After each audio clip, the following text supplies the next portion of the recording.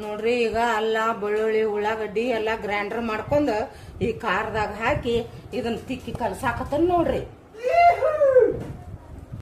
ನಮಸ್ಕಾರ ರೀಪ, ನಾನು ಪ್ರೇಮಾ ಸೌದತ್ತಿ. ಇವತ್ತು ಖಾರದ ಮಸಾಲಿದ ವಿಡಿಯೋ ತೊಗೊಂಡು ಬಂದನು, ಬರ್ರಿ ನೋಡುವಂತ್ರಿ. ನೋಡ್ರಿ ನಾವು ಈಗ ಬ್ಯಾಸಿಗೆ ಸ್ಟಾರ್ಟ್ ಆಯ್ತು. ಈಗ ಈ ಬೇಸಿಗೆಯಾಗನ ನಾವು ಮೆಣಸಿನ್ಕಾಯಿ ಖಾರ ಹಾಕಿ ಮಾಡ್ಕೋತೇವೆ ವರ್ಷ.